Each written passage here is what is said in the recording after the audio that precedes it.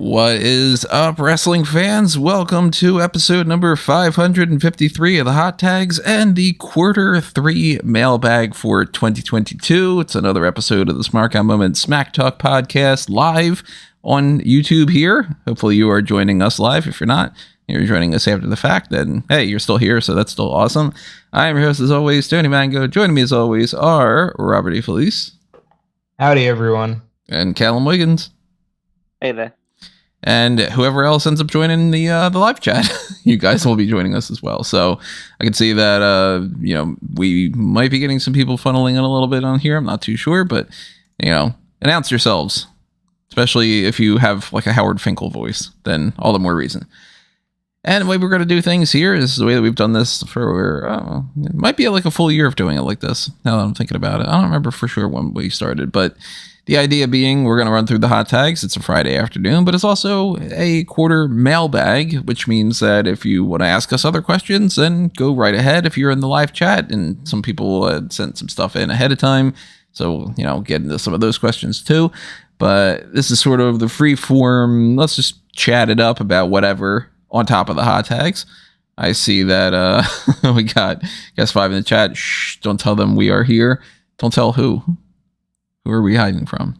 I don't know. Them? I mean, fuck them, right?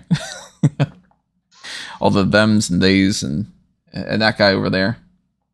People over there, what's up?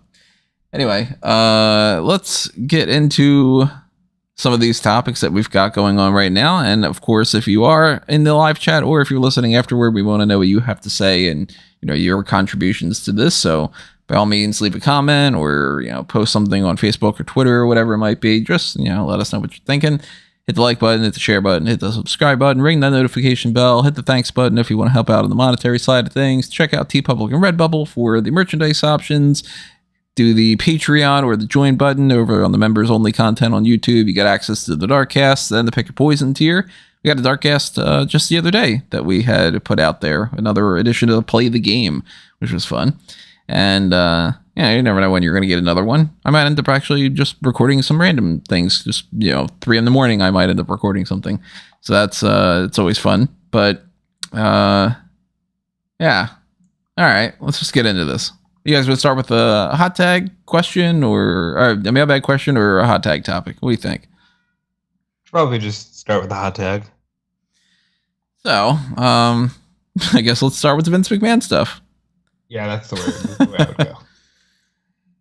So you guys have been tracking the story more than I have, but essentially the allegations contributed towards Vince McMahon they're kind of compounding and piling on more and more information here and there. It seems like there is at least discussion about the idea that there may be 4 people involved in this hush money situation. Somebody who was a former manager, somebody who was a wrestler, another contractor. I forget what the 4th one would have been. Is that just talking about the paralegal or? Yeah. So it wasn't like 4th on top of that. Okay. And it comes out to like over $12 million that is supposedly tossed around towards this. So this is not aging well in the idea of like, okay, well, the more information that comes out, the more it'll seem like it's not as big of a deal. Kind of seems like the opposite. What do you guys think is going to come out of this?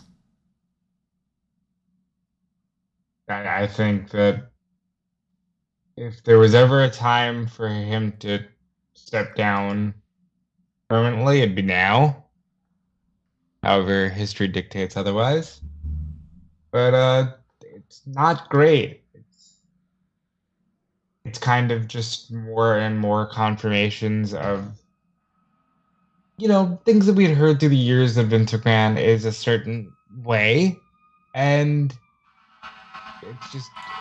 it feels like now would be the time for him to step aside so as that company at least looks like they're doing the right thing. They cannot change the past. They cannot change these women that were hurt, but they can move forward and embrace change.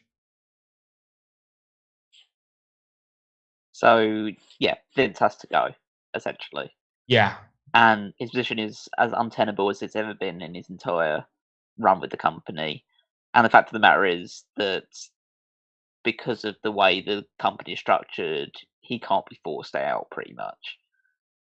So it will eventually be down to him, but he needs to be out of the company entirely from a board perspective, from a creative perspective, from pretty much any angle. He needs to be away from this company because these allegations, this is all we know so far, and it's gone from 1 to 4, and it could go, well, again, I don't want to speculate too much, but who knows how big of a number it could end up being if these are the ones we know about. Like paying $7.5 million in hush money to a former wrestler, apparently, allegedly, Mr. McMahon coerced into giving him oral sex, and then when she resisted further sexual encounters, ended up demoting her down the card and then releasing her apparently in 2005, but at least not renewing her contract in 2005. We have no idea when she either was released or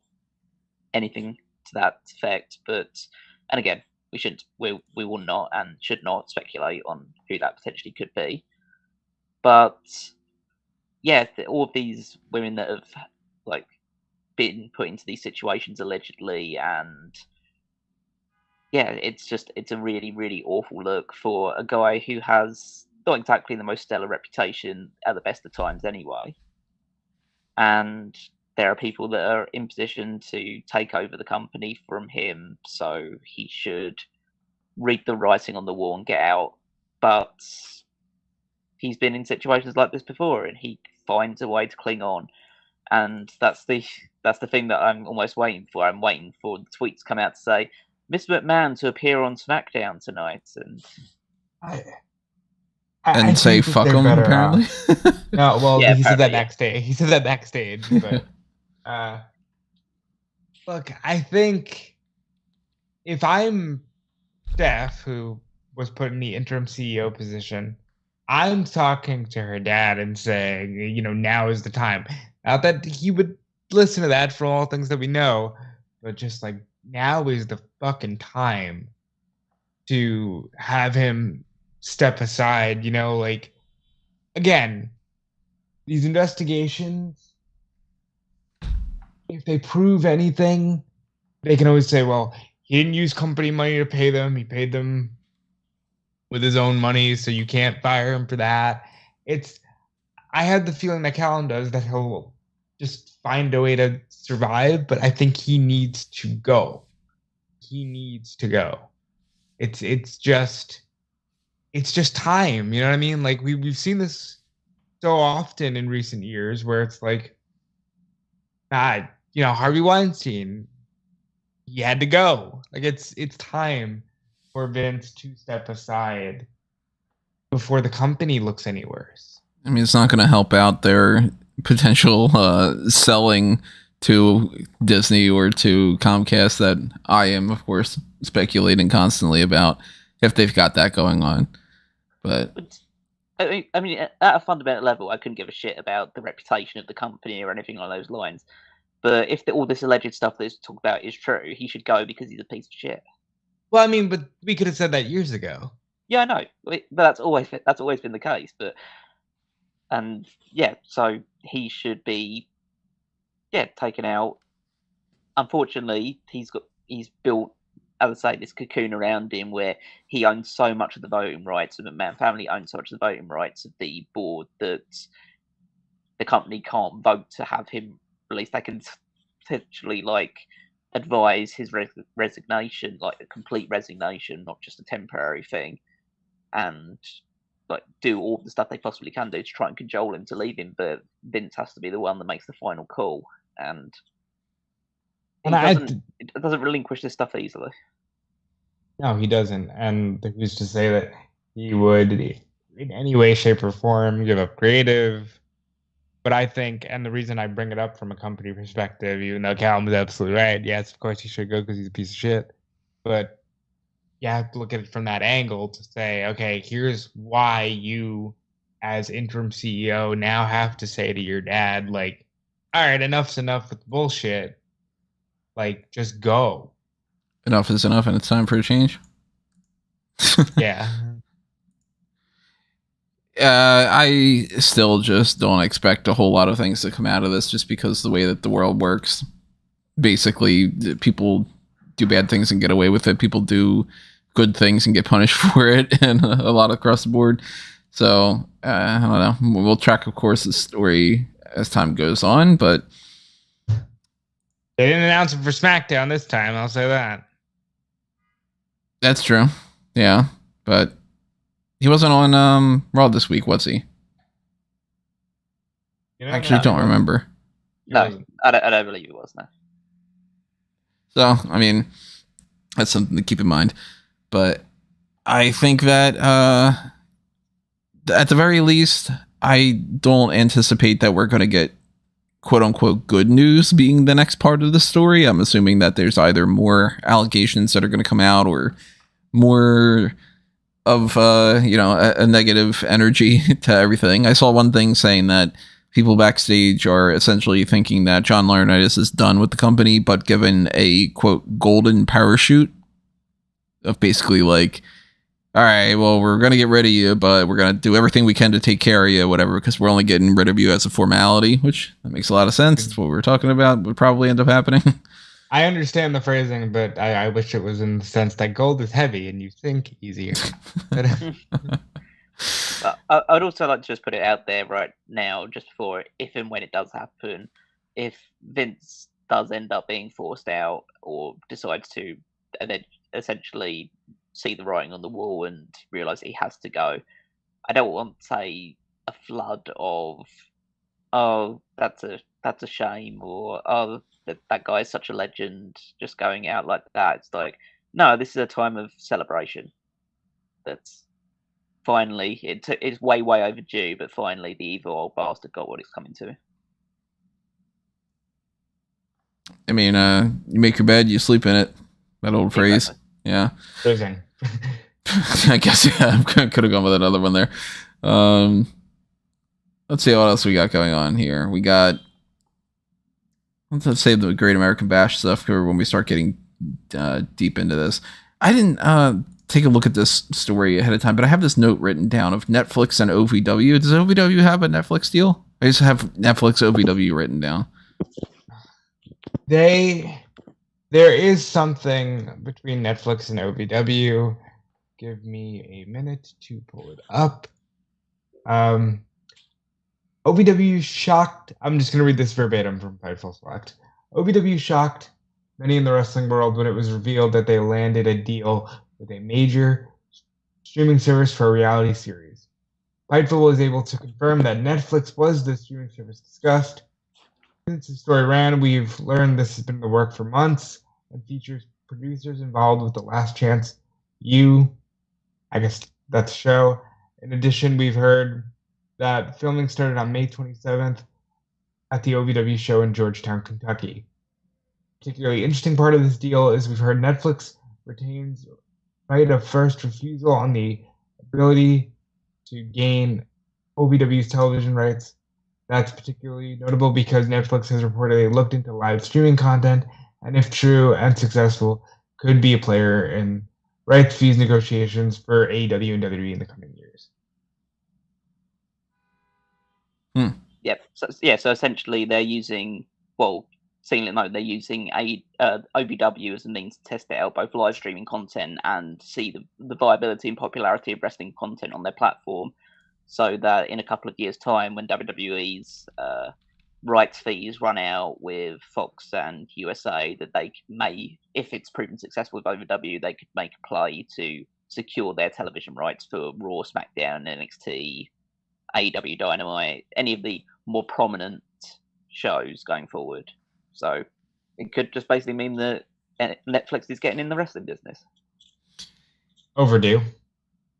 Arguably, but at the same time, I don't know. I don't think Netflix is one of those platforms that I could imagine being like a go-to for wrestling. There's plenty of different places out there that could offer them the things. You know, NWA can end up doing something, or just. I always thought it would be a good format for like a Lucha Underground. Yeah, like a series-based show, you know. Yeah, I can see that. It would work. But yeah, I mean, Netflix, again, we've gotten into this before, but I still feel like Netflix is going to eventually just get sold to someone, like to Apple TV or whatever, and they're just going to be like merged together. But the urge to merge, different story, different fanboys topic more than anything else. I just mentioned, hey, there's plenty of different wrestling companies out there. Marco Stunt wants to start his own.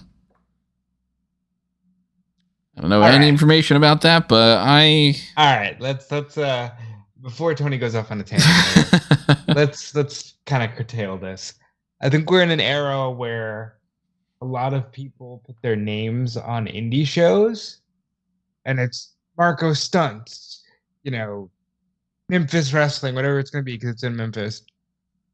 But I don't think this is going to be a full-fledged promotion. I think this will be like a GCW side project, as is Joey Janela's Spring Break, as is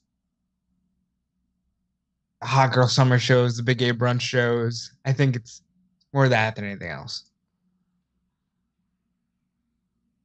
He hasn't said much information about it, so it's not like he's like, oh, well, I've got my graphics all set up, and the roster we're working with is somebody that you're gonna love with this person and that person, whatever, like that. It's not as deep as, for instance, the Freddie Prinze Jr. situation. But I still just think Prinze Jr. I think is actually starting a promotion. Right. I still just think that there's just too much of this. Like, everybody thinks that now is the time frame where they can make their own such and such. They make their own streaming platform. I'll have my own wrestling company with blackjack and hookers and whatever. Well, they do. That's why everybody's got an NFT, and MJF has his own cryptocurrency, and because we are in a time where anybody can get into anything. And I just I wanted to already reach the point where everybody goes, okay, yeah, we flooded the market and we don't need all that. Because honestly, I can't imagine that. Just look at Wrestling Entertainment Series, for instance. We'll talk about that in a moment. I can't imagine that there's enough room for all these things. And I do like the idea that there's variety, and if you like something and you don't like something else, that you have an alternative. But I don't think that there's that much variety to go around. Like, I feel like the GCW stuff, from little bits that I've seen, is basically, we just want that hardcore thing and that's about it. And this like kind of trash bag wrestler mentality, you can see that on 10 other things as well. So that's not really anything all that special if you got another one of those companies. And if it's just another one of the let's get whatever indie people we can round up together and see what we can do, why am I interested? There needs to be something that's different to it. So I'm hoping that Marco at least has some idea in his mind about the hook is going to be such and such, which he hasn't indicated yet. So of course, can't speculate on that. But any thoughts on the Marco Stunt thing in particular, Callum, before I switch us over to talk about WES? I mean, who the fuck cares? That's my overall view. Like I don't know, 50 new wrestling companies start every year, 50 wrestling companies close. This just happens. As long as there's different places for wrestlers to work, like, if it's good, then maybe people will check it out. If it's not, it will die. That's just it. I don't see why there is any kind of hang up or interest in the fact that Marco Stunt is starting a wrestling company. Like, yeah, just let them, anyone who wants to start a wrestling company, just let them do it. You don't have to watch it. But some people might enjoy it. So, yeah, just let them do what they want to do and not look too much into it. Well, I will talk about Wrestling Entertainment Series, but before that, I want to actually get some questions in from the chat that we've got going on here. We got True WWE Champion that says, question is, how would you guys have Theory cash in successfully, or who would you have win it off of him? I don't really want Theory to cash in successfully. So, who would I have win it off of him? Well, I originally wanted Seth Rollins to be Mr. Money in the Bank, so probably him.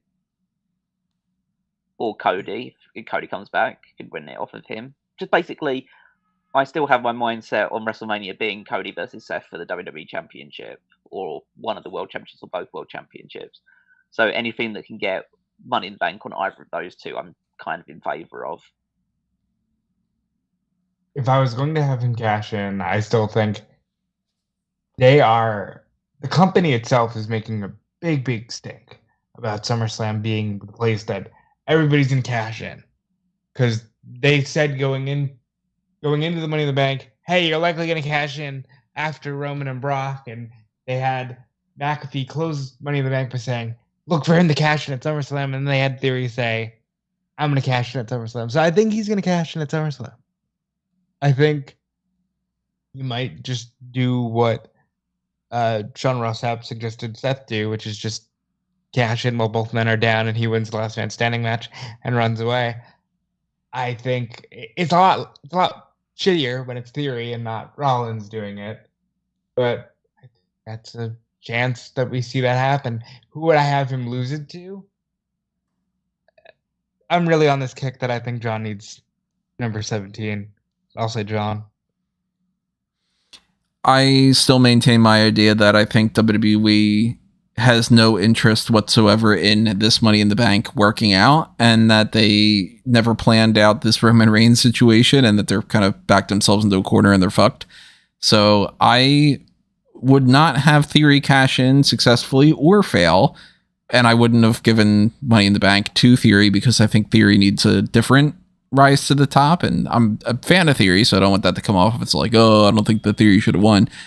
I just think that they're setting him up for failure more than success, and that they're going to do the type of thing that they normally do where you've got Money in the Bank, so you can lose and lose and lose because, hey, you're foolproof, despite the fact that that's been proven wrong multiple different times, but they don't learn from their own lessons. And then I think that he is going to just be completely wasted. So if Roman Reigns is going to hold both those titles, Money in the Bank only has two options. You fail, or you wait until after Roman drops the belts, which isn't going to happen until at least WrestleMania. And I don't know if this Rock situation is what they're planning on doing, but I know plenty of people have suggested that Roman and The Rock won't be for the title. I just cannot imagine WWE not having both those titles on the line for that, because they just perpetually do that. Look at Goldberg and Lesnar. So I think that they're in a situation where they're damned if they do and they're damned if they don't. So I think I would have Theory lose the Money in the Bank briefcase. And I don't know exactly who I would have him lose it to, but I could imagine a scenario where maybe he loses it to Cody. And they sort of tie that into, okay, well, then he earns a title shot or whatever, but I don't want Cody to cash in the Money in the Bank to win the title anyway. I really feel like they just they fucked themselves, and they probably should have just given it to Rollins, because if Rollins loses the cash in, it doesn't damage him. If Theory loses the cash in, people are going to go, nah, say, fucking kid wasn't worth it. So I don't know, maybe I'd have Rollins win it and just go that route, but they really set themselves up for failure.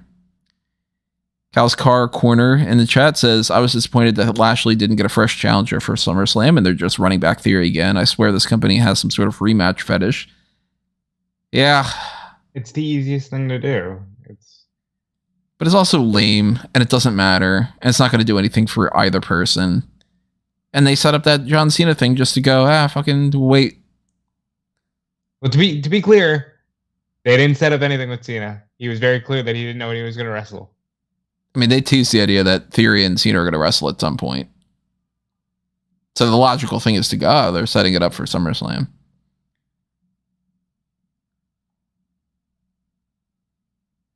I think if you're just realizing that WWE is on a rematch fetish, then you'd probably have been playing close enough attention. No, I think Cal's been noticing that for a long time, just pointing out about the rematch. Well, that's basically their MO. It's like, it's been like, what, a good 15, 16 years of just like run it all back all the time, always. And it's a shame too that they do that, because there are so many instances where it's like, okay, well, I'd like to see a rematch of that, and they don't do it. But typically it's, I don't really care to see this again, and then they do it 15 more times. Frustrating.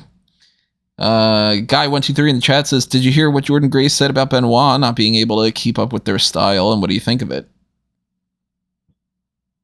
She had said that his CTE and everything that goes along with the Benoit situation, that he wouldn't be able to hang with today's wrestlers because he wouldn't be able to remember the moves, I think is how she had phrased it.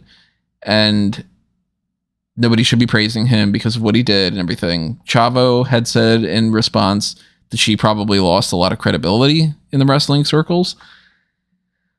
I kind of feel like most people have the same philosophy about Benoit of, in his time, he was a great wrestler. What an awful shit piece of human garbage he turned out to be. And you don't want to praise what he did before because it makes it seem like you're praising an absolutely terrible person. So I don't really know why she decided out of nowhere to talk about that, but maybe she was prompted to, maybe somebody asked her a question or something. I don't know. It kind of seemed from my perspective that it just sort of came out of nowhere, that she was like, hey, shit take, but whatever. And if you poke a bear, you're going to get attacked by it. It was a retweet of someone else who had put something out there about Benoit. And she just made her comment afterwards. Essentially, it's a prickly issue whenever you discuss Chris Benoit. Fundamentally, I'll just share my take on it. Yes, I can watch Chris Benoit matches. I routinely watch I don't say routinely, but like I do very regularly go back to his match with Kurt Angle at Royal Rumble 2003 because I think it's the greatest match that I've ever seen. But yeah, he was a total piece of shit at the end of his life. He murdered 2 people, and he should never be viewed as anything other than a piece of shit. But I do not criticize or feel that people who do continue to watch his matches are necessarily bad people for doing so. Co-signed. Man, the energy on this podcast today, guys. Well, you fucking killed him. I mean, okay. So, like, you bring up something about the Vince McMahon thing, and that's something that we wanted to discuss anyway because we needed to. But then, so that's not exactly. That's a topic that's completely mired in like allegeds, and we have to dance around the subject quite a bit. And then you bring up Chris Benoit. It's like what do you want to talk about next? I mean, I mentioned the Marco Stunt thing, and it's like, who wants to fucking talk about that? And then it's. Well, I gave you a good answer for Marco Stunt. I gave you a good answer. I don't fucking care. He did as well with a lot of energy. Look, as far as Benoit, look, I get why a lot of people can't go back and watch his matches. I do, and I respect that because what he did at the end of his life was fucking awful. I am able to go back and watch his matches. I think it's stupid that Jordan Grace brought it up, that all these sites picked it up, because you're literally just doing it for fodder so you can say, look, we're getting clicks because we're talking about Benoit. That's disgusting too. There we go. Now I got you fired up. Okay. and you know exactly how I feel about this because I told you. Like, wanted to get more of a response than just cosigns. Well, here's a topic that we should go back and talk about that we were mentioning before. Wrestling Entertainment Series. What a fucking... Now we're getting somewhere. Yeah, now what a shit show that turned out to be. And not at all surprising because this was something we were saying before. This isn't going to turn out all that well. And if you remember, they completely out of nowhere were like, hey, by the way, we've got a company and it's called this. And this is the card that we're thinking about. And it's going to be on June 4th. Or I think it was June 4th. Where they were just like 2 weeks away from it or something. You were like, whoa, what? Motor Point Arena? You're gonna, huh? What? Where'd this come out of? And then it was, I think, 2 or 3 days before that was supposed to happen that they went, yeah, we're gonna have to postpone that because it's a Jubilee time and we've got, In Your House is happening and we're probably not selling all that much tickets, but we're not gonna talk about that. And we'll figure it out. It'll be around beginning of July. Then July comes, and we had talked about the card previously about how disappointing it was. We had Nia Jax, but not really, because she's not going to be on the card, against TBA for the women's world title. And we've got, was it Kez, what was his name? Kez Adams, I think was his name. Kez something. And BT Gunn for the tag titles against Legion of Pain. And hey, you know, Chelsea and Deanna were supposed to be in the tag title for the women, and Tennille and Madison Rayne. And now we've got Anastasia and Persia Perota against the She-Wolves. And story came out. When Nia backed out of the card, you knew it was likely going to be canceled. But so much of Matt Raywald flat out said, hey, I think they're canceling the show because they haven't told anybody anything regarding travel or anything. Let's get to the real meat of the matter. We've talked about it going into this. Let's talk about their statement. So I put up a predictions post on EWN because I was like, you know what? I don't think that this is going to be happening. Let me get out my predictions thing ahead of time, just in case. And an hour later, they post the thing. Part of my prediction actually was, is this actually going to happen? And I was like, no, it's not going to. Then they put up this statement. I'll read it verbatim. Dear fans and followers, unfortunately, we will have to cancel the event scheduled for this Saturday at the Motorpoint Arena in Nottingham, England. We are deeply disappointed in the news that we have to share, but with so many talent not showing up, we will have no choice than to cancel the event. Then, by the way, spelled wrong. It's THEN rather than the THAN, which goes along with the, hey, this match between these guys is for the women's tag titles. Back to the statement. Our team worked so hard on this event day in and day out for the fans to come with a different type of wrestling event, and believe that we will still be able to show that in the near future. We do want to say that all our talent that was scheduled have been paid in full, and that Lena Fanine was paid her deposit as well, while she changed her mind and did not want to show up and wrestle anymore. For now, we will have to apologize for this, but we promise that it will not end here. See you soon. They literally just went, I mean, we did all the fucking work and we paid everybody, and they're all a bunch of jackasses and they didn't want to show up, so fucking blame them. Nia. Goddamn. It is something quite remarkable to pretty much implode as a wrestling company before you even have your first show. Right. And the one report said that they were, for a 10,000 plus seat arena, that they had sold nearly 350 tickets. So it's certainly not a matter of like, oh man, you know, well, a hurricane happened and we had to cancel or something, where you could be like, God damn, that's not your fault. Yeah, you have to say, for a team that used to call themselves the Authors of Pain, they're not particularly intelligent, are they? It seems based on this stuff. They're ghost writers. That's what it is. They clearly don't know how to write contracts that they seem to be in agreement with or anything like that. So there were reports leading into this announcement of the cancellation that at the Motorpoint Arena, which I believe at capacity can hold about 15,000 people in the UK, I think it's Nottingham where that is, they'd sold somewhere in the region of 300 to 400 tickets, which is just abysmal. Yeah, well, it's embarrassing. Like, it's like embarrassing is probably, that's a disrespect to the word embarrassing. It's an unbelievably awful performance, a sign that no one cared about this event or no one knew about this event, which means that they both marketed this terribly, which of course they did, because they had a previous show, and then they came back and said that, yeah, no, all these names that are pretty familiar on the wrestling scene that you know, well, replacing them with a bunch of local UK people you might vaguely remember from ICW or something, and tried to bring up more attention to it again, and the only ever press they got was completely negative. Mm-hmm. You had all of the wrestlers that said that they would sign up to do this come out eventually and say, yeah, we haven't heard nothing about it, or we haven't been paid for it, or we're not going to be taking part in this even though they're advertising us. And that all imploded. They've come out and said that it's the talent, well, in a matter of words, that it's the talent's fault, that they didn't want to show up. We really wanted to do this, but it's all the talent's fault. and that means that they're unlikely to attract many of those talents. Before then, they've probably burnt a load of bridges with a lot of wrestlers, both who were inclined to originally appear on the show, and people that are friends with those people that will now say, well, we're never going near that company ever again. Like, they clearly have a really bad reputation. They're 2 strikes in. They're 2 strikes in, and they're 2 strikes in 2 months. Yeah, no. Like, they never even started.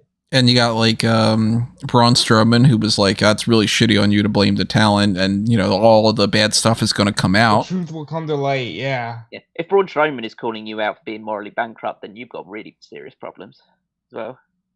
Strowman and Jax, you know, I mean, Jax doesn't have the best reputation going on right now.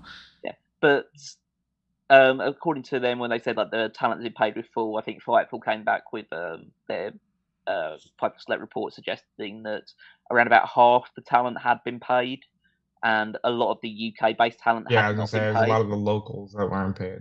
Yeah, so that means they're just blatantly lying. If that does prove to be the case. Mojo Rawley had said that he would do a meet and greet with all of the money going to the talent that was supposed to be paid. So Mojo's apparently a good guy. And shouldn't have to take on that responsibility to do something to compensate the people that he's not running this show about. No, well, even Nia Jax said that she'd actually have to pay for a fan's travel costs to help them out after the first show was cancelled as well. So yeah, there are so some of the wrestlers are doing good things out the back of this in complete and utter shit show. That's what we need. That, you know, honestly, that's the kind of stories we need right now. Yeah, that's the positive out of this. But the people who own and operate wrestling entertainment series need to take a hard look at themselves and realize if they actually, like we said, like Marcus Dunn is trying to open a wrestling company. If he does like half a job anywhere near as good as this, then he's clearly going somewhere. But they need to take a long hard look at themselves, whether they thought they could do something like that, or maybe they need to start smaller and build upwards, because they decided just apparently like call in a lot of favors to talent they were friends with to come in and do this show, even though they really seemingly had no real plan beyond, hey, we've got an arena and we're going to get some titles to get sorted out and we're going to put this stuff going, get this stuff going and see where it goes from there. And then, oh no, it turns out we can't actually use that arena on the date that we originally said, so to come back a month later, oh wait, we're not selling any tickets and we don't seem to have any idea about what we're doing or which talent is turning up, or if we've paid all the talent we need to be paying.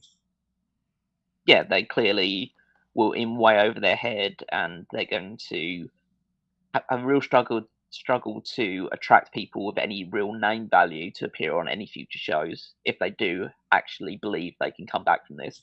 I think the likelihood is that you're going to see the Legion of Pain cropping up in GCW or Impact Wrestling in the next couple of months.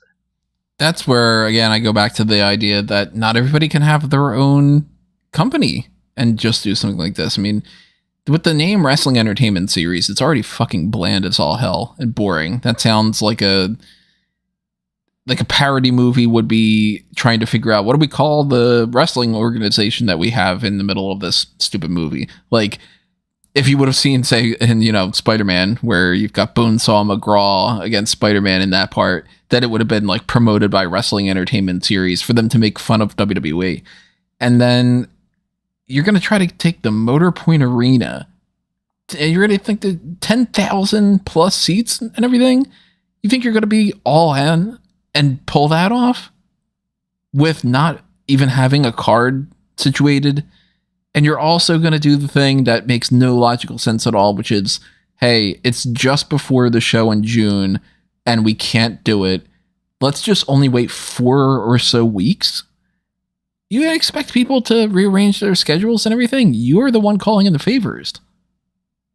Chelsea Green, Deonna Purrazzo, and all them, they have other companies that they've worked for, and they're the ones that you are seeking out.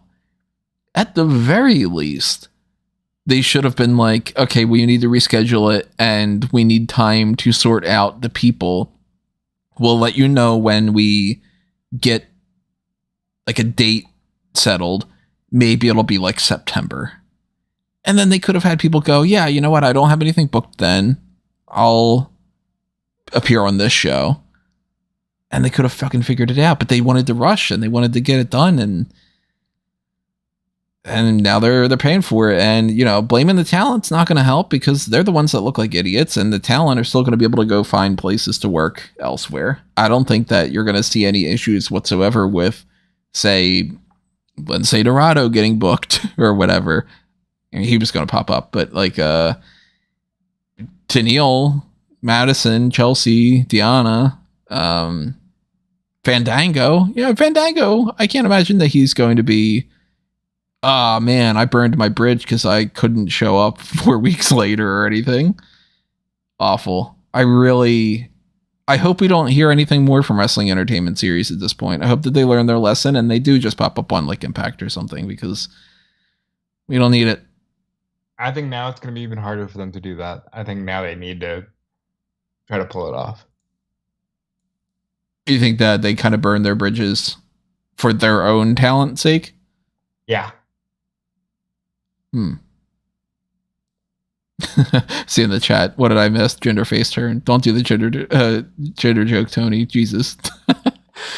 Yeah, I think that this is just hilarious, and that's one of my more favorite things that have happened on this week for the news breakdown. What do you say we get into a mailbag question? Let's switch it up a little bit here. We look through some of these that we've got. Try to figure out something that can spark another pretty good discussion that's going on here. Who do you think should be in Dupree Enterprise? Peter had suggested the Viking Raiders because it would be totally out there and wild, but also Humberto Carrillo and Angel Garza. We had talked about it before.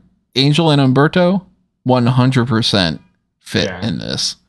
I'm surprised that they didn't even bother to put them in already. But if you guys wanted to add somebody else, they do have now, we know it's Marseille and Mansoir, which, okay, I like. I think that's funny.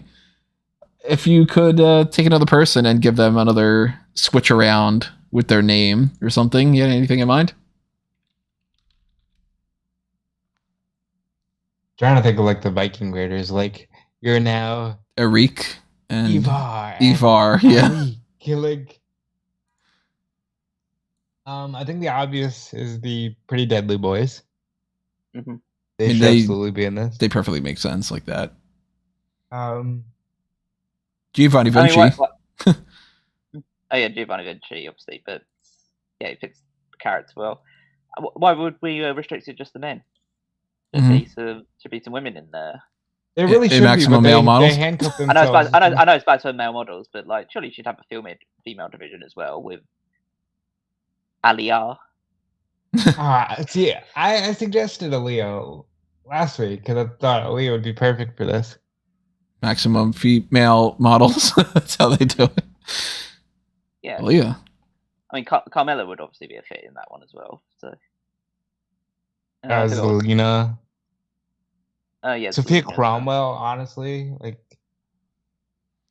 See, I like the idea better of taking people who they don't have anything going on right now, rather than the people that can stand alone.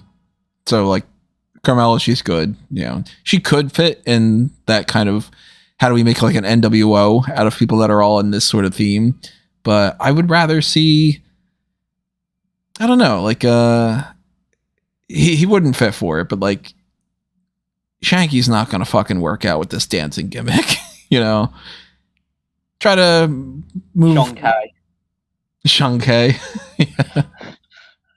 And they changed the K to a Q just to get that to a little bit extra.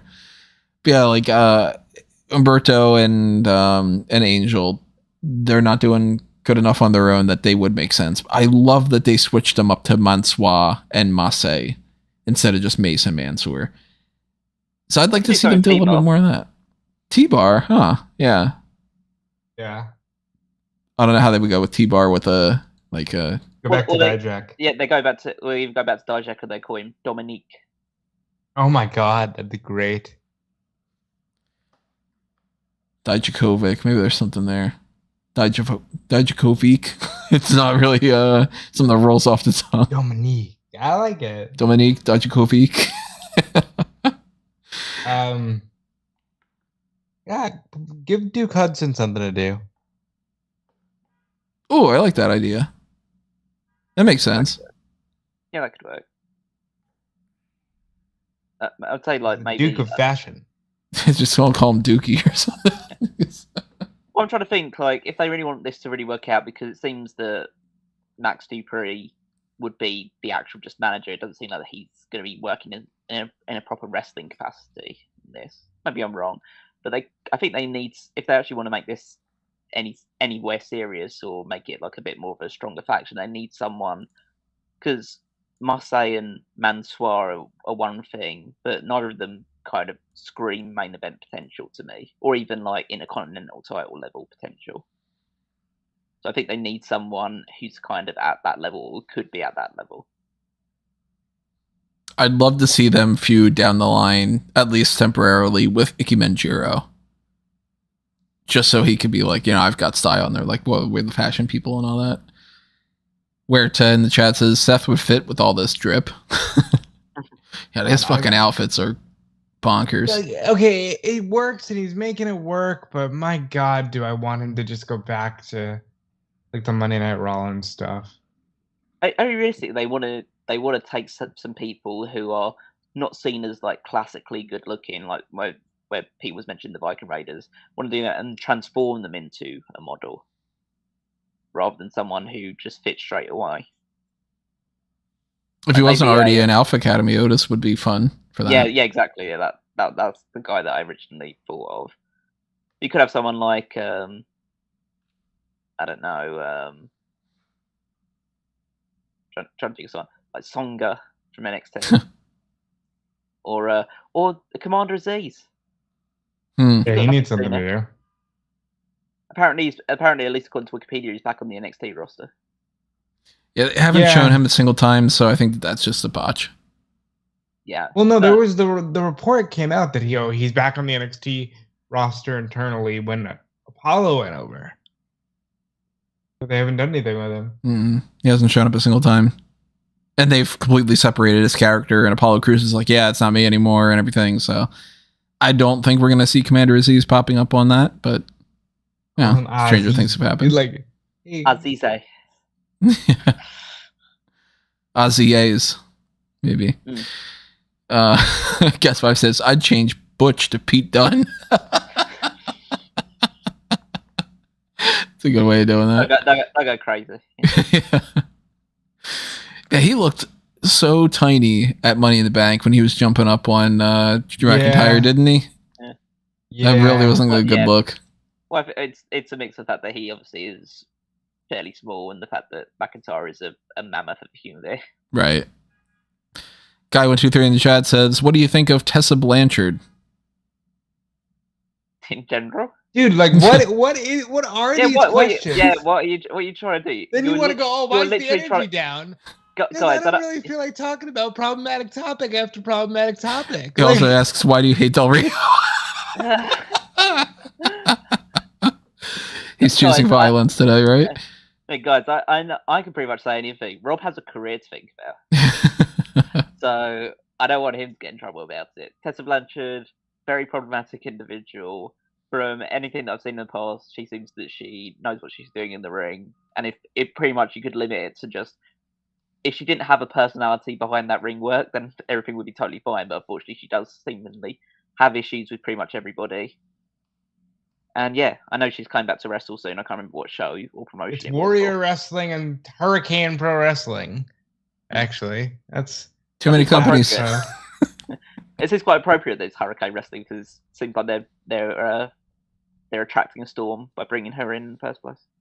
They're like, I remember when WWE didn't take her due to attitude problems. It was like, what happened there? And then, sure enough, it seems like WWE saw the writing on the wall with this one. So that's something to think about. And fucking hard pass on Del Rio. Yeah, we talked about Del Rio in the past. The only thing I'd want to see Del Rio do in any capacity in the pro wrestling industry now is to make good on that thing that we were talking about before of wearing the white trunks and shitting himself in the ring. It's the only thing I want to see Del Rio do. Yeah, I don't think any of us are rocking the boat by saying that he's a piece of shit human being who should never work in the wrestling business ever again, or should never be paid to do anything in the wrestling capacity ever again. He can maybe sweep the floors somewhere, or you think that the only way I'd be happy with that if it's part of his like community service.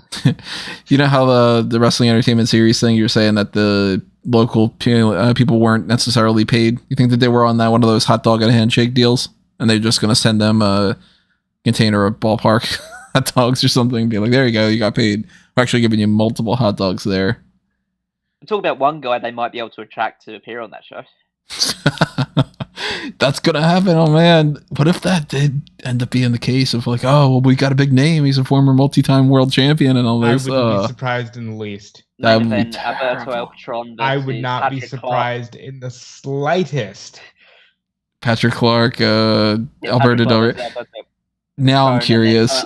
I kind of want to make a mock draft of like the most problematic people. I will not take part in this.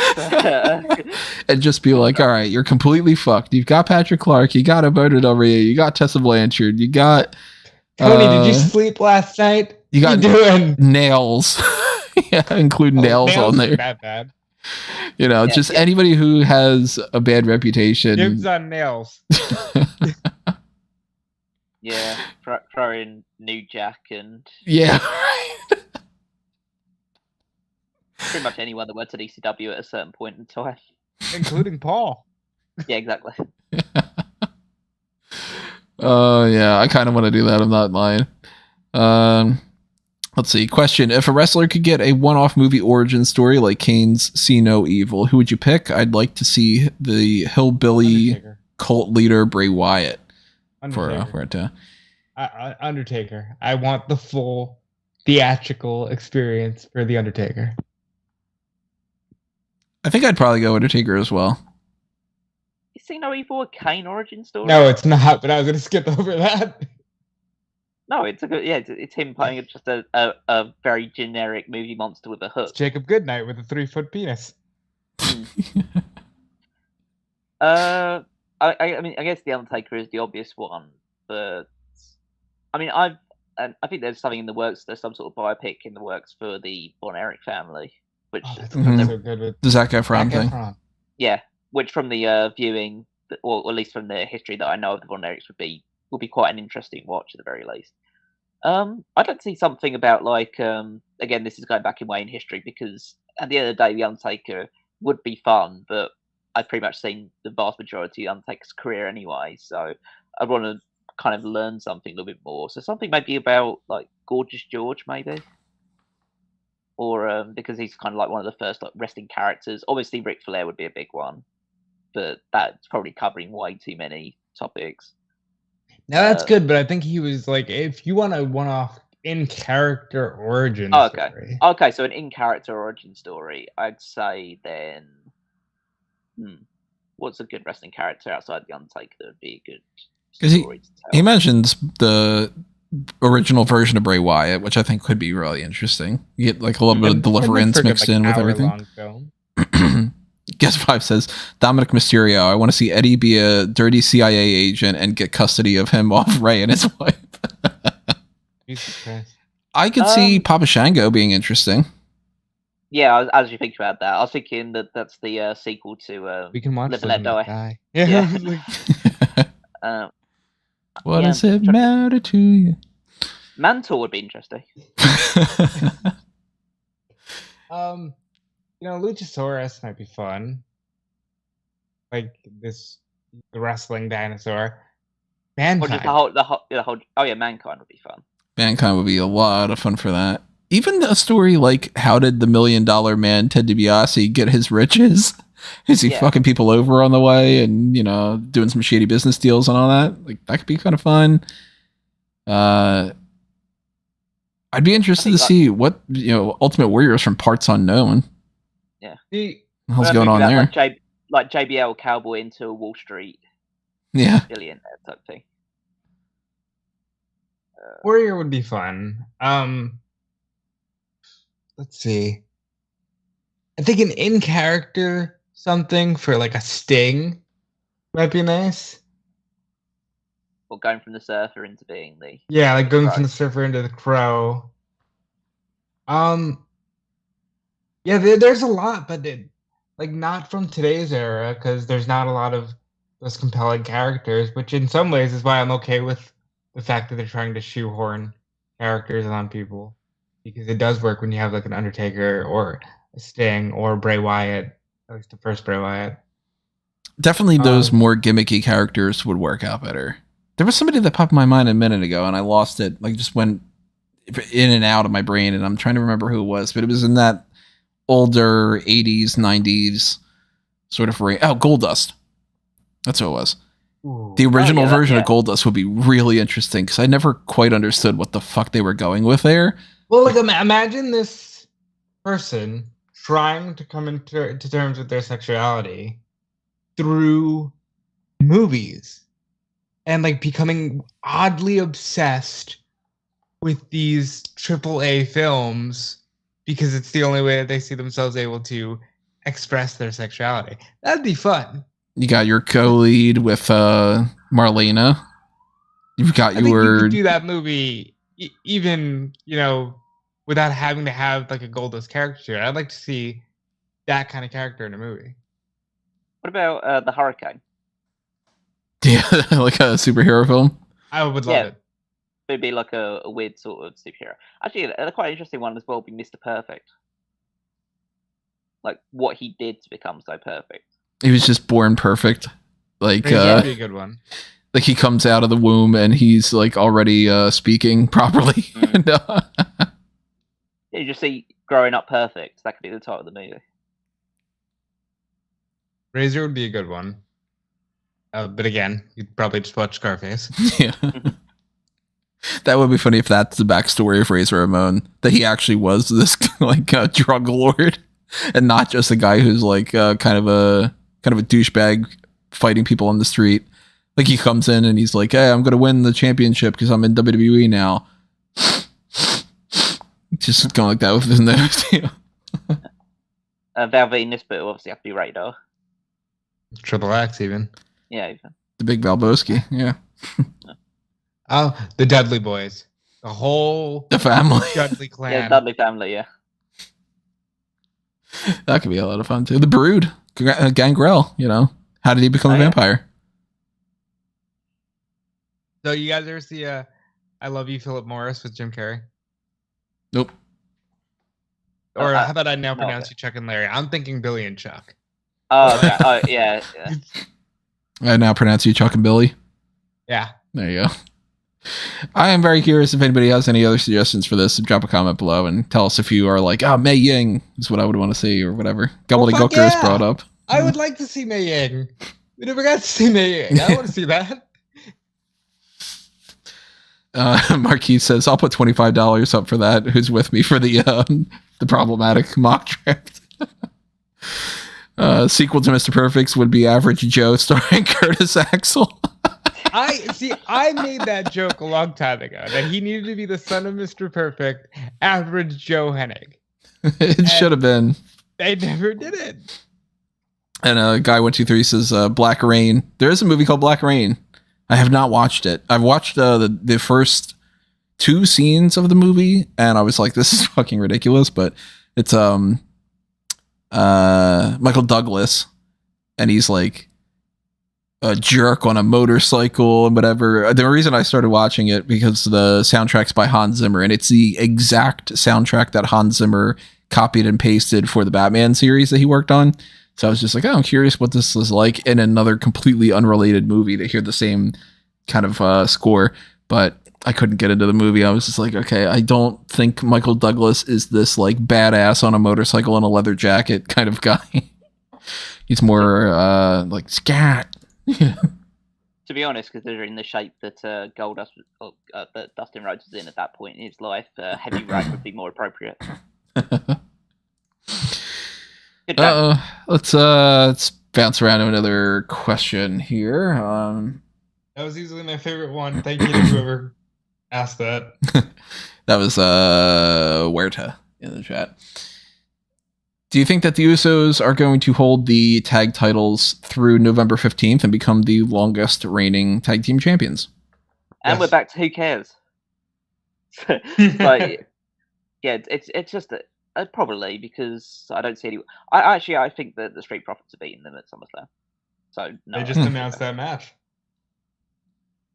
What's he got a stipulation for it, or are they still fucking around with that? Come on, man, what the hell? It's annoying as shit. I don't know why they don't want to just put a stipulation on that. They literally had a match for it. But only Byron Saxton said it, so it doesn't count. Awful. Markeith suggests Abyss, Sabu, and Shark Boy for movies. I'd like Abyss. Sabu would be fun. Curry Man. Oh god, Curry Man would be really good.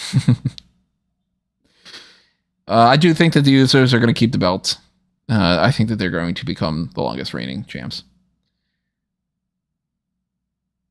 Go to another question. Let's see here. This one's like unrelated, basically from pro wrestling necessarily, but it's been brought up both in this and then I think somebody in the chat had mentioned something about it, but about Black Panther. Somebody mentioned something about Black Panther. Where is it on here?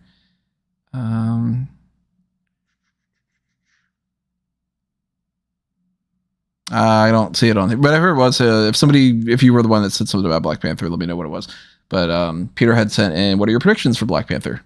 I am going to try to write up a predicting the plot post on Fanboys Anonymous about that. I'd like to do that every once in a while. Just like, hey, look, I'm going to try to guess exactly how the movie goes down. I've done that for like the Matrix movie that just recently came out, and one of the Spider-Man movies I think I did that for, and so on and so forth. So I do want to maybe potentially change some of this prediction down the line, but here is what I'm assuming Black Panther is going to be. I think that the movie is going to open with T'Challa getting killed off by an attack from Atlantis, and that they are going to make the movie about how there isn't a Black Panther, and Shuri doesn't have what it takes to be Black Panther, as far as like she can reign over the kingdom, but she is not like the fighter. Maybe M'Baku is Black Panther in this, or maybe they introduce Kevin Cole or someone just to fill in that void temporarily. But I think it's Atlantis taking over Wakanda for their resources, and that Atuma is the main villain. Namor, of course, is going to be a villain up until the point that he realizes that this is kind of shitty. And then he helps them fight it off at the end. And I think Riri Williams is just going to be Ironheart in the sense of, hey, she's somebody who we're working with as far as that, like, I forget what they called it. It was like the, crossover program or outreach program or whatever. I'm not thinking that the movie's going to be all that great, to be honest. Love Black Panther. I think that this one's going to be a mess. But I did just go watch Thor Love and Thunder last night, and I want to recommend that if you are interested in my thoughts on that, go check that out on fanboysanonymous.com. It's a thumbs up, fun movie, and I explain why in the review point. So I know this is completely unrelated to wrestling and all that, but you guys have any quick thoughts on Black Panther? I think MCU Phase 4 is going to be the start of the, hey, maybe these are losing some steam. You don't think it's already happened? No, I think now it's going to be full blown. Callum, you are not heavily invested in the MCU, but did you check out Black Panther? No, I did not see Black Panther. I'd recommend it. I think you'd like it. My only prediction for the next Black Panther movie is that I probably won't watch it. Let's see. Guy123 in the chat says, I want Russo back in WWE. That would make them relevant. We need more pole matches. When's the last pole match we had? Crowbar on a pole on NXT it was Pete Dunne's last match as Pete Dunne. Yeah. Pete Dunne against Tony D. Man, I completely erased that from my memory. I'm not surprised. No, we don't need Russo back. We don't need pole. Like, it's so funny. It's like everything is just like, hey, let's bring up the most problematic people today. There's a lot of people we don't need back anymore. Like, no Russo, no Jim Cornette, no loads of people. The last one I could see in the actual WWE main roster was Jeff Hardy versus Elias, guitar and a pole match from November 2020. Pandemic era was really something. Also, there was Jason Jordan versus Elias on a guitar and a pole match in 2017. Oh, Peter asked us in the mailbag, do you think that they should try to do an Elias, Ezekiel, and Elrod tag team cinematic match of some sort? And I think that they shouldn't, but I think that they will. Yeah, do some sort of they should do some sort of coordinate match. The Elrod thing is where this thing officially jumped the shark for me. Well, they do a gauntlet match where it's like Kevin Owens versus Ezekiel. He beats Ezekiel, and then he has to face Elias. They cut to commercial, and then that gives enough time for Ezekiel to go backstage and change into Elias gear, and Elias comes out and wrestles Kevin Owens. And then just when Kevin Owens thinks he's got both of them, they come back from commercial again, and now it's Elrod the Nerd comes out. But it's basically this would have been so much easier to pull off in the pandemic. Yeah, Ezekiel with tied up hair and glasses. And yeah, and then he beats Kevin Owens, and then the whole family celebrates. I'm totally done with the Ezekiel character. It was kind of a little bit funny here and there, but yeah, I'm not thinking it anymore. And when it's all like, oh, I'm gonna go get all zeked up. Hey, remember when Kevin Owens fought Stone Cold Steve Austin? Yeah. I do. Still no word on when he's gonna come back. So I'm assuming that was a COVID thing, but we'll see. He was at the NHL draft today, so he's up and moving. That's good. Let's see. Let's talk about some of the hot tag topics that we didn't get into yet. Let's talk about Great American Bash. There's a lot to break down there. We got new tag team champions in the women's division. Cora Jade and Roxanne Perez defeated Toxic Attraction, and Roxanne has said, I'm going to try to keep this momentum going. I'm challenging Mandy Rose for the NXT Women's Championship next week, so this coming Tuesday. I think we're probably all in agreement. I don't necessarily think that she's going to win, but I know that it has been suggested that maybe she would be the next champion. Do you guys think she's going to be a double champ? Not when she just won the titles on Tuesday. But who the hell knows?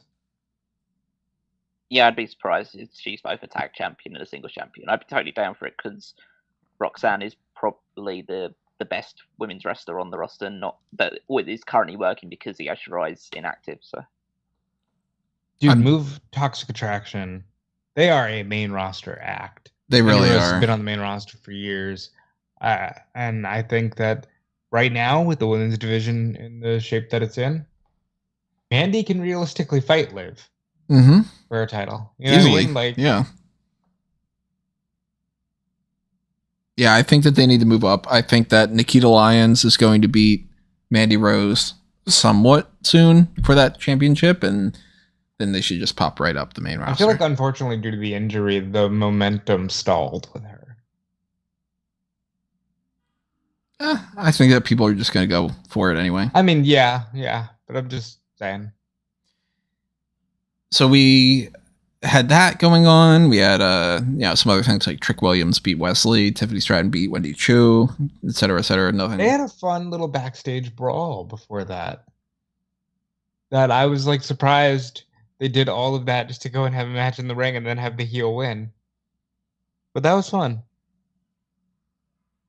I thought that when this happened that they were going to try to follow up that Asuka and Becky Lynch match. That was kind of funny. But we had Apollo Crews. Yeah, Carmelo Hayes retained over Grayson Waller, retained the North American Championship. It seems like Crews is just going to have a feud with Giovanni Vinci and Zion Quinn at the same time. I don't know what they're really necessarily doing over there. Thea Hale apparently is keeping Bodie Hayward up, and I am waiting for the time where they start doing a romance angle between those two. It is definitely going to happen. Not eagerly awaiting, I should say. I'm waiting for them to pull the trigger on that. By the way, they mentioned that they're going to London, so I guess they're headed to the UK or NXT UK. There was something about that in the spoilers that are all over the place, fucking bonkers. Nobody understands what's happening with the tapings and all, so we'll address that in a little bit. But Jay Chase had some sort of match. I forget what it was. But here's something I really, really want to talk about. There's a QR code that pops up on the screen, and it just says scan here. If you scan that, it goes to a link that is BR 8:10:11. 8:10:11. What the hell do you guys think that this is? Hopefully something good. Well, yeah, of course. Because, I mean, like, well... I hope it's shitty. Hopefully it's got something to do with Ava Raine. I'm ready to see what Simone Johnson can bring to the table. And if anyone needs a nice little build to get in there, it should be Ava Raine. I don't know what 8:10:11 could mean, but I think it would be really cool for it to be Ava Raine.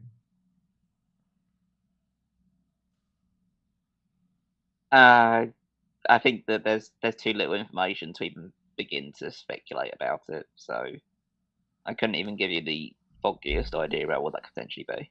Did you see the Axiom vignette, Callum? I'm aware of it, yeah. That's another topic I want to talk about, but 8:10:11, I mean, people are thinking, is that like a date situation, like August 10th, 2011? It's kind of quite a while. Like they've missed the boat quite a bit if it's meant to be 2011. Well, I mean, it could be like a reference to this person made a debut or something along those lines. It could be, and I don't think this is the case, but people have said, hey, what if this translates to the letters in the alphabet? And that would be JK, so that's not. You're right, HJK. So it's like, what does HJK stand for? I did all that already. I did all that when I saw the vignette to try to figure it out, and I didn't come across anything interesting. Somebody had pointed out it had been 8 months, 10 days, and they weren't sure about the 11 hours or 11 minutes or whatever it might have been since we had seen Zoe Stark. Now that sounds okay. That sounds like something we can go with. Right. That is something that I am like, if it's been, which I didn't go back and double check, if it had been 8 months and 10 days since Zoe Stark, then I could see that being the case, being like, oh, in 11 hours because, whatever. But the 11 hours doesn't really make a whole lot of sense for me. So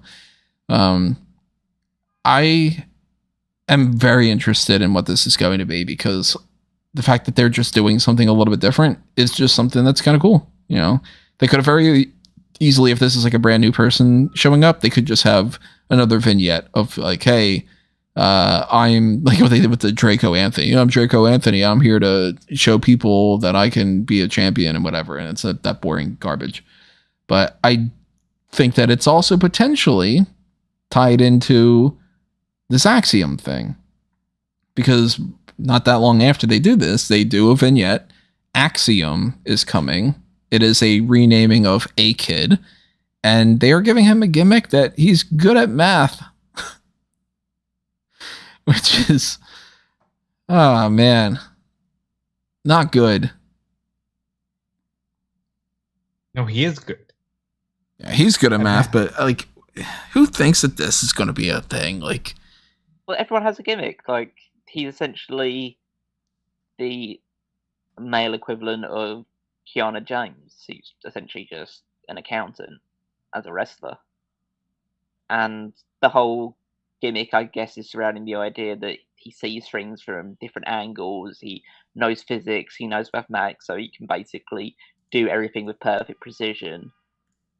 And I guess, like, it's a gimmick, and that's what NXT 2.0 is full of, just characters. Yeah, this guy is never ever gonna, a guy called Axiom with the gimmick of being a maths nerd is never gonna main event WrestleMania. But then again, they decide, like, almost immediately as soon as you walk in the door whether you can or cannot main event WrestleMania. And I dare say that A Kid was never ever going to fit into that category anyway. So they decided, oh yeah, we'll just give him a quote unquote fun gimmick and see where it goes. So I think this isn't a dead in the water one immediately in terms of, okay, this guy could get some traction and then maybe get to, like, I don't know, North American title level, something along those lines. As far as gimmicks go, it's not the worst I've ever seen. No, I mean, there are plenty where, and we just talked about Mcintyre earlier, but like, this is exactly the type of gimmick that I think that they're going to have maybe 5 weeks of, that they're going to get rid of it.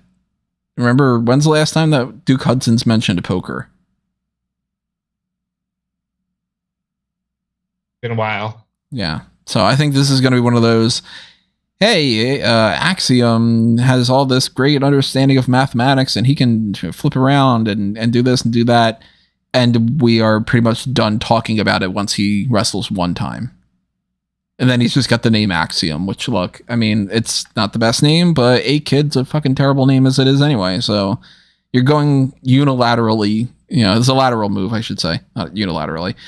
Lateral move from bad name to bad name. He could have just been like Kent Williams or something for all we know. I'm not digging it though. But then again, to be honest, A-Kid wasn't super duper impressing me beforehand anyway. So. Yep, we'll just have to wait and see on this one. Oh, yeah, and Guess 5 saying they're giving him a Mad Striker like gimmick. No, I don't think it's going to be like a teachery kind of thing.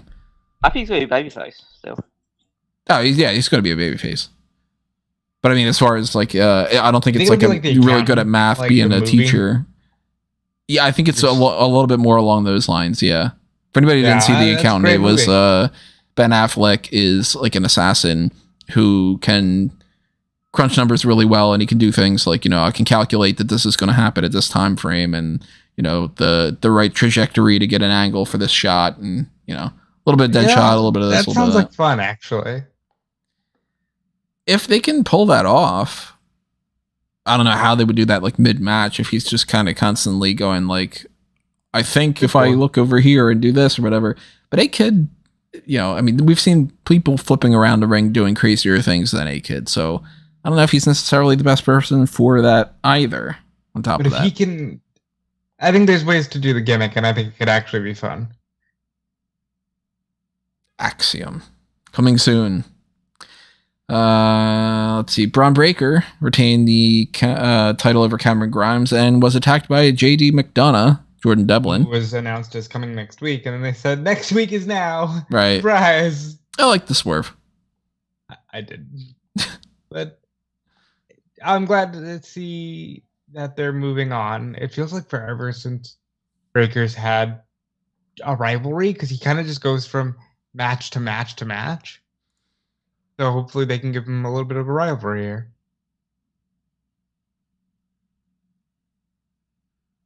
Any thoughts on JD? Go. He's a good wrestler. I'm sure they'll have good matches. Kind of it, really. If you guys had to make a decision between yes or no, would you want to see him be the guy that beats Breaker? No. I'd be okay with it, to be honest. I think there's worse options, and I don't know if any of the better options are that much better. I don't think it's time for it. I don't think it's going to happen, but, I'd be okay with it. Yeah, probably not. I don't think that there's anyone on the NXT roster that really screams being next NXT champion outside of Carmelo Hayes. If we're going from a look standpoint, Zion Quinn. He looks like he would be a champion, yeah. Dude's jacked, big. If he wrestled anything close to a champion, maybe. But I mean, hey, Lex Luger existed. He didn't win the title though. Not to do it. And maybe some would flavor this. Lex Luger wrestle rings around Zion Quinn. Yeah, well, not looking good for Zion Quinn then. So far, I haven't seen anything that I hated about Zion Quinn, but he's in the developmental territory. I think he's got some time to figure that out. Apparently, you have 6 months until you. Yeah, that's true. Yeah, whether you can do it or not. And I think his one is extended because he's tall. He's Samoan. Tall, good-looking Samoan guy who looks like a superstar. Yeah, makes more sense than oh my god, what was his name? The guy who's with Cord Jade. Trey Baxter. What was his name in NXT? Trey Baxter. Oh, was Trey Baxter? I thought that was. Yeah, his name what's his is name Blake outside Christian. of it? Blake Christian. His name is Yeah. Blake Christian. God, these boring ass names. They're so fucking bland. I can never remember who's who. Yeah, like, again, another guy who's in the cruiserweight division like that, they gotta toss him aside. You get a big guy, because I could see if Zion Quinn gets bigger and not bigger, if he gets better in the future, I could see Zion Quinn against somebody like a Roman Reigns and being like, oh, look at that. Like, I can see them two fighting. But if we're gonna talk about NXT and we're gonna talk about title situations, we gotta talk about NXT UK. This brand is fucking falling apart, and it's not for any. Like, oh, okay, well, the creatively, this is going bankrupt in this direction and that direction and so on and so forth. It's just bad fucking luck more than anything. The damn injury bug, man. I am convinced that Blair Davenport was supposed to beat Mako Satomura on that match that they had that she got injured. And she just came back.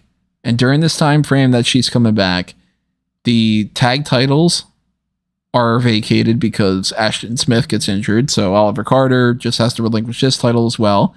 We already settled that. Brooks Jensen, Josh Briggs, they're the champions. They have them in NXT, whatever the case. But now, spoilers for the future, Ilya Dragunov has had to relinquish his championship as well, and we have a new NXT UK champion. Now, the spoilers for this, I have never seen this as disjointed, and the reports are terrible when it comes to this. Nobody seems to understand what necessarily happened or when. I cannot find any instance whatsoever on the entire internet that says that they planned on doing a set of tapings. Period. But I guess they did one on Wednesday and they did one on Thursday. And only like 7 matches happened, which seems kind of crazy because they typically record way more than that. They typically record every 6 weeks or so, and then they, have 6 weeks worth of material. All I am hearing is Dragunov was in a boot. He is injured for an indeterminate amount of time with an indeterminate injury, gives up the title. They decide to do a tournament, a little mini tournament, to settle on the new champion. In the meantime, we get a couple little matches, like Andre Chase beats somebody, and I think that like Sam Gradwell's in a match or something along those lines. But it essentially comes down to Trent Seven versus Tyler Bate. And according to some of those reports, Tyler Bate is the new NXT UK champion. Yeah, not according to some of those reports. I saw a picture of the man wearing the title. Oh, that came out? I haven't seen that yet. Yeah, we didn't run it until we saw a picture of him wearing the title.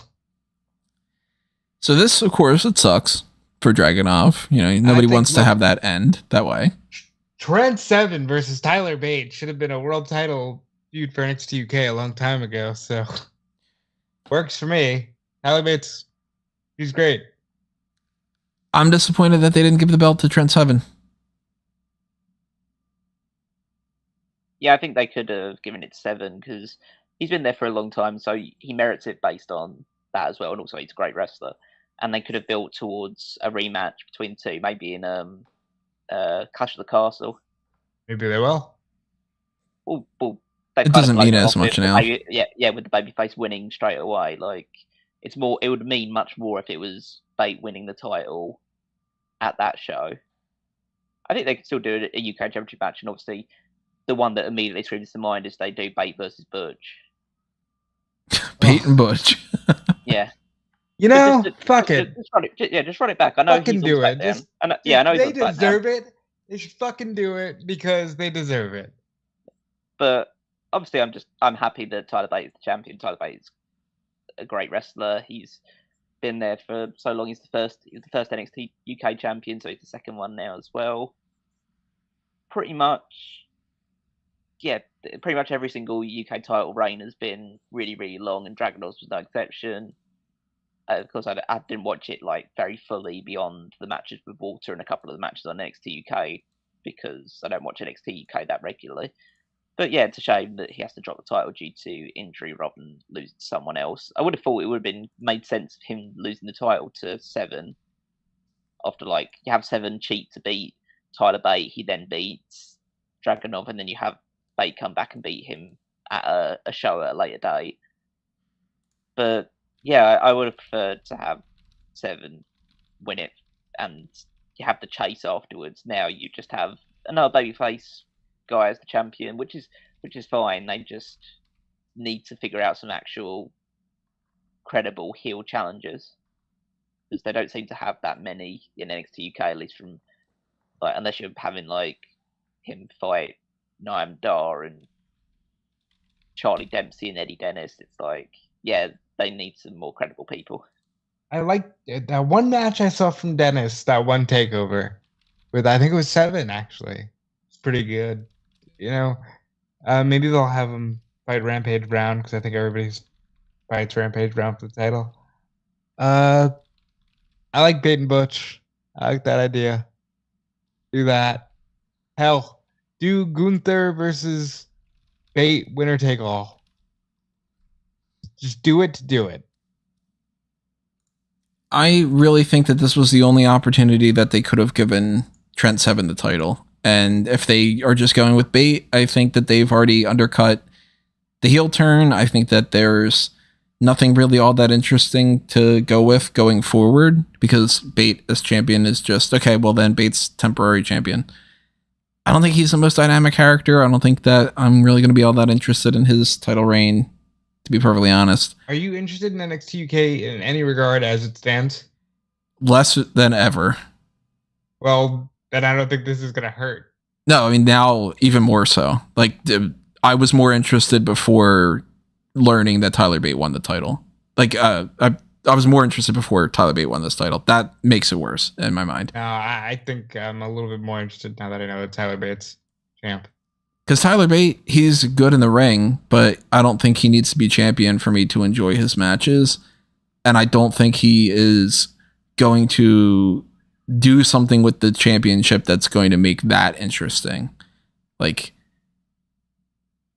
brought up Dolph Ziggler and, countless amount of times of I've always been a fan of Dolph Ziggler. I enjoy his matches, but I don't think that he needs to be champion for me to enjoy his matches. And if he does hover around that title feud and he just does the same thing over and over again, then I get a little bored with that. And I'd rather see somebody else command that responsibility. Bate, he already beat Seven. What else do we got? Bate against Teoman? I don't fucking care. Bate against Noam Dar? Yeah, it'd be good, but I mean, they've fought already a bunch of times. I don't really need to see anything there. And apparently Noam Dar won the Heritage Cup back. So fuck Mark Coffey, right? Guy held a title for 3 weeks, and that's about it. Just goes back to Noam Dar. I think they had a missed opportunity here that they could have gone with Trent Seven winning the title. They could have had a Joe Coffey and Mark Coffey feud over the Heritage Cup, and I'm not feeling like these titles are going to mean anything for the rest of the year. Blair Davenport's either going to beat Meiko Satomura or she's not. If she beats her, okay, well, it was going to happen in the past, and let's move on. If she doesn't, Meiko's just going to hold it until they need to pass it over to somebody else. And we currently have people in NXT holding the NXT UK tag titles. So it's all kind of a mess. And more than ever, I'm like, do we really need NXT UK? No, but no, you know that. Yeah, so get rid of it. Have Worlds Collide, make it title for title, and just combine your efforts. Much better. Save myself an extra hour a week. So that's one of those situations where we're going to see that unfold, of course, in the coming weeks when we learn more information about these spoilers and what they're going to do with Dragunov and whatnot. But look at that. 2 championship title changes over the course of that, and the previous 2 title changes. So 4 belts switching hands over NXT UK in the span of 5 weeks or so. Crazy. What other topics we got in mind? Let me see if there's any other mailbag things that stand out. from what I've been saying. Sheamus versus Drew tonight. Winner fights Roman or Brock at Clash at the Castle. I wonder who's gonna win. Rich Why didn't Holland. they do that? Why aren't they What did they doing do at that at SummerSlam? SummerSlam? Yeah, why aren't they I doing don't that know. at SummerSlam? I don't fucking know because the pay-per-views have really become Raw with a SmackDown match. And I don't understand why. Like, yes, they're on Fox, but SmackDown needs love too for the pay-per-views. Oh, have you talked about this? They don't care because it's on Peacock. Fox is like, no, give us the match that matters on there because we want it on the Fox thing. Don't give that to the Peacock people. We don't want it on Peacock. Well, they need to start bargaining better and saying, hey, well, we need this fucking show for Peacock. That's USA's fault. Yeah. Of course, there is always the very high possibility this match ends in like a double count out or double DQ, and then you get the match at SummerSlam. That's true. Then you get to have your cake and shit all over it too. That's what happens with cakes. Yeah. Yeah. Still checking to see if there's any other mailbag questions that could be good to do a little deep dive into.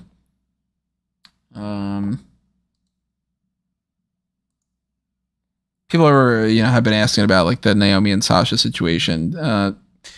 It's the same. They're gone or they're not. Nobody wants to fucking say anything. I mean, it's not the same. There's more and more evidence creeping in that they're gone.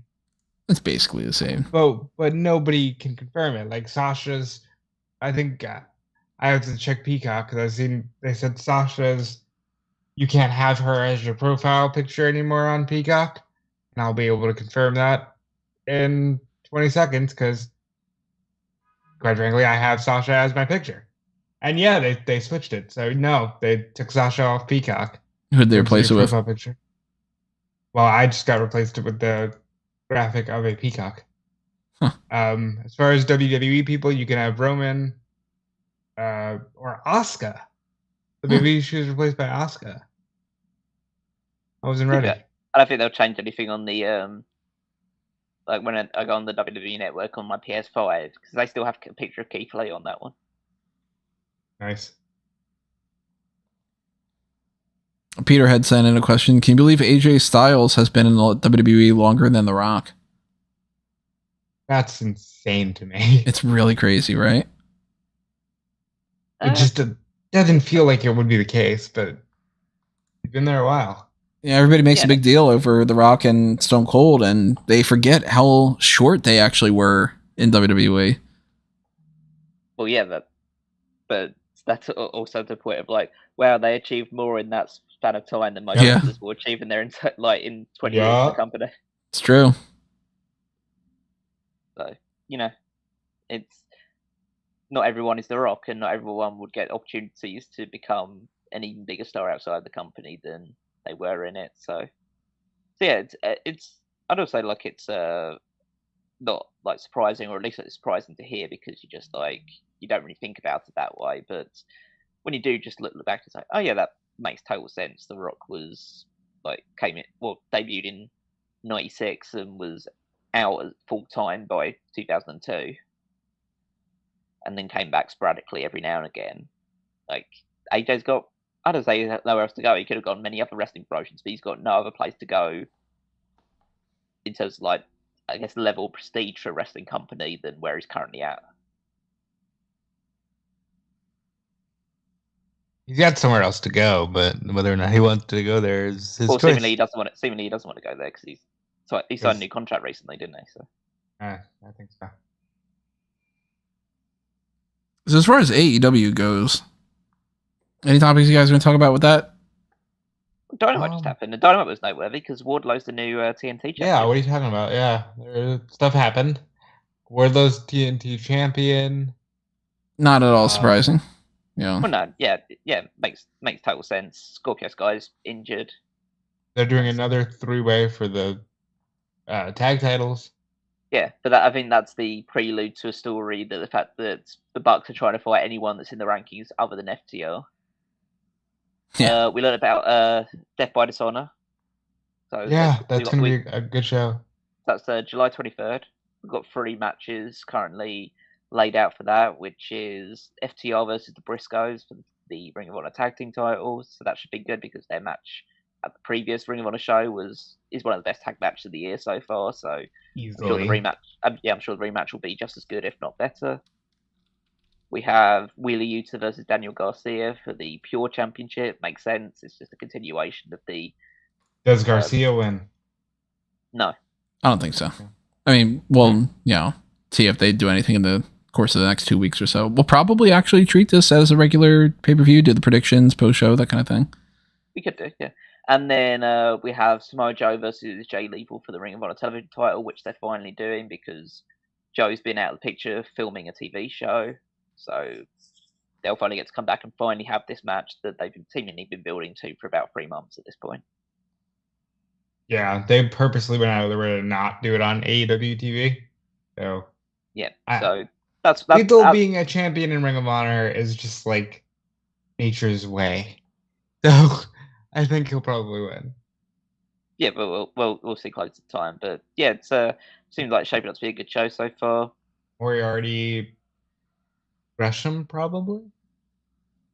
No, I'd say it's Gresham, Brian Cage. I'll keep an eye on Rampage. Okay, but yeah, so there's stuff going on there. Seems like the Kingston Jericho thing is continuing. They had a vignette of Ty Conchi slamming Ruby Soho's hand in a car door, and so I assume they'll be feuding. It's good. More women's rivalries. Yeah, they're building up Miro versus Malachi Black, so that's good. We had John Moxley defending the title against Brody King, and that was really good. Darby came out afterwards and was like, "Hey, you did good," and King snubbed him. They've seemed to establish at this point because they were in I can't remember what the city's called, but it was Brody Lee's hometown. Yeah, Rochester. And they had the Dark Order come out, and they basically said, "Okay, the 6 of us." That basically means obviously no Stu Grayson, no Alan Angels, no Colt Cabana. No Colt Cabana. Yeah, Cabana seems like he is just going to be an ROH guy. Yeah, but I think that's the way that's probably going to work out with them now. It means that he's still employed by the company, but is just working the secondary show, which makes sense. To be perfectly honest. Yeah, he's a veteran. He can help out a lot of guys coming up. He's got name value. Yeah, I think it just makes more sense for that approach. And so that's all happening. Those 6 guys will still continue to be Dark Order. Oh, we had the Christian Matt Hardy segment, which was it's another week of Christian says the most outrageous things. Yes, it is. But what did you think of it? Yeah. I thought it was great promo. I can't lie. And I know some people say, well, WWE used to say stuff about Jeff Hardy and people would chill about it. Yeah, that's usually because the actual segments themselves sucked, and then they just decided to add a bit of edge to, well, not literal edge, but try and make it seem a little bit cool, or try and get some buzz by just slipping in something about Jeff. Whereas I think with this time, it's just this is what Christian's character is. Christian is saying outrageous things to get cheap heat, and it's really working for him because Christian sells it really well. I genuinely think that Christian could be a bigger heel in the company than MJF was, or MJF, well, at least currently is, because MJF is completely off the radar at this point. I think that I would like all mentions of Jeff's issues to stop, because they clearly just never get better. But I do agree it was a phenomenal segment, and it just had you like, oh, this piece of shit. You know, he's saying that Jeff is more sober than Matt because Matt's crazy, and Matt just doesn't care about anyone but himself. So he's dragging his brother back into the industry just to use him for one more run. I thought, like, it's all great what he said, but I'm just so sick of it.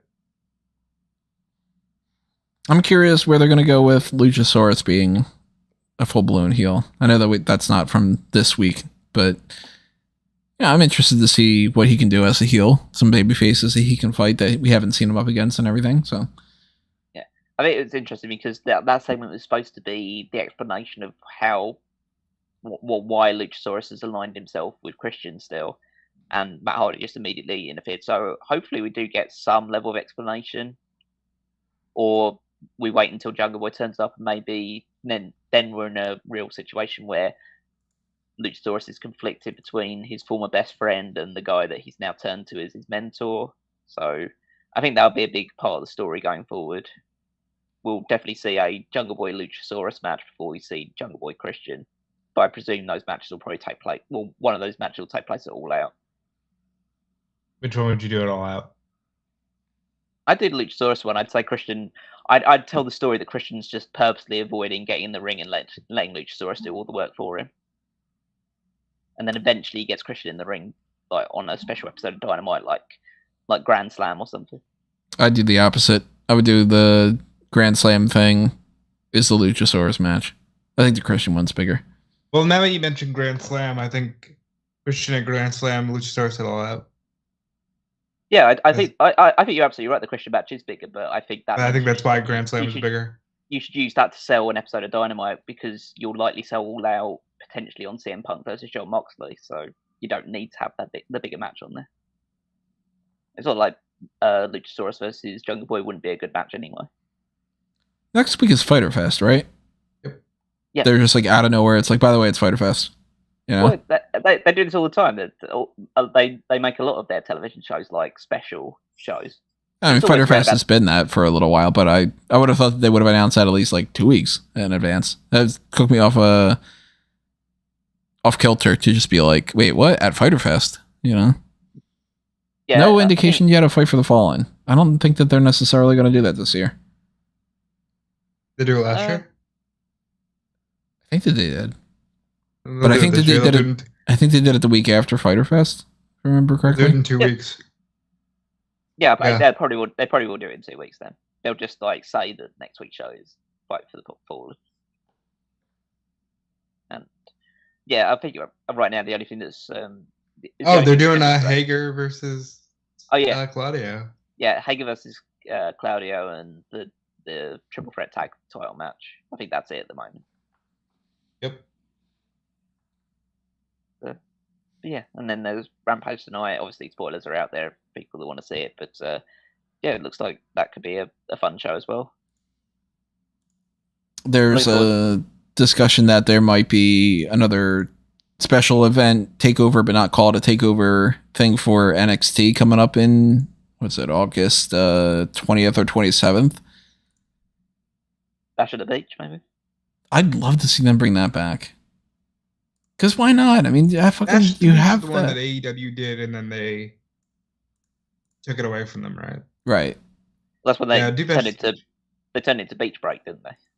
I think Beach Break, and I think they use the same kind of aesthetic for Road Rager. So do Bash at the Beach. Definitely Bash at the Beach is the one that I would want. I think that they could go with Heatwave, but that's a little bland in comparison. And you got plenty of other... I want to see those WCW or WWE names that we've seen in the past. I want to see them bring them back. I don't want them to just be like, oh, it's an NXT... I don't like Stand and Deliver. I think that's bland as shit. They do Spring Breakin'. That was a new one. Yeah, did not like that. Spring Breakin'. Ugh. Summer Lovin'. Good Lord, I hope not. Hate Grease. Really? Awful movie.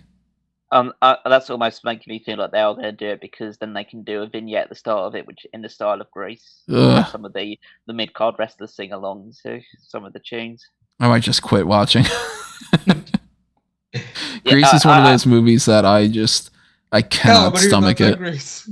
Grease is awful. It is really bad as a musical movie because the acting's so bad, and yet they make it feel like it's good because obviously it was the 70s and John Travolta was just so in at that point in time, and I've never thought John Travolta was a good actor. He's just he just had that look about him, which was especially in the Grease movie, which was, wow, what's that 30-year-old doing in a high school? Point taken. I enjoy the music, not so much the acting. I don't like the songs either. Like that Summer Lovin' song. I hate it with passion. Grease is one of those movies though that is fundamentally loved all like across the board that I argue about constantly. Like I absolutely hate Wizard of Oz. And practically everybody in the world is like, oh my god, this is so amazing. And I'm like, this is shit. I hate it. Yeah. There's one thing, the only thing I like about Grease is the opening credits. That little like cartoon thing they do at the start, because I thought that was quite unique. And I do like Grease is the Word as a song. The only thing I like about Grease is when it's on my pizza. Fair enough. Like sloppy, greasy slice of pizza every once in a while. Amazing. Well, at least as far as upcoming stuff on this podcast, The Last Jedi or Grease is a question in there. I think he'd go with Last Jedi. Not great, but I think you'd rather watch that. Yeah, think of it as like you have to watch one of those two movies. Which one are you watching? So the next episode I tried watching The Last Jedi a second time, and I got the opening credits, and I'm like, I can't fucking do it. I'd rewatch The Last Jedi, but I would do it angrily. I'd have a real big scowl on my face, and I'd just be sitting there going, that's fucking stupid. That's stupid. God damn it. Why did you do this?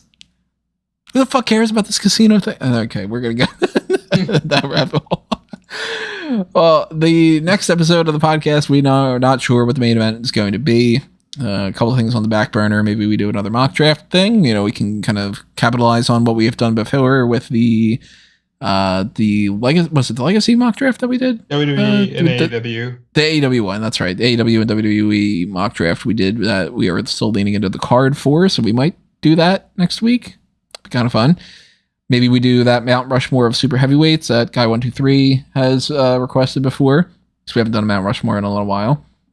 And then, if we have any other ideas, mountain. Yeah, that's we're gonna have some kind of tie-in thing with the Colorado Rockies and Vader for sure. Maybe I could try to get the Rockies and carve something out of there. And the week after that, we got Death Before Dishonor, and then week after that, we got SummerSlam. That's how we're kind of packing this July. And then August, I don't know. August is fucking completely up in the air.